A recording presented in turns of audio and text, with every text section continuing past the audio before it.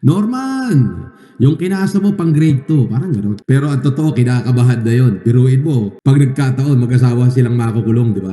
Merong nag-forward sa'kin na may post na yun daw ikinaso ko ay, pang grade 2. Pang grade 2 daw, oo. Hindi kaya defying mechanism niya lang yun? Pero ang totoo, kinakabahan na yun. Biruin mo, 'pag nagkataon mag-asawa silang makukulong, 'di ba? 'Di ba? So, nag-file na po sila and then magpa-file din po tayo ng counter nila. Ayoko silang pag-usapan. Kumbaga, ayokong ayoko sumagot sa kanilang mga vlog. Oo, kasi wala na, ayoko na. It's just a waste of time, di ba? Nag-post nga daw na yung daw kinaso ko is pang grade 2. Sa akin pa ho yung screenshot. Binanggit yung pangalan ko, pinanggit yung pangalan ko. Oh. Norman, yung kinasa mo pang grade 2, parang gano'n.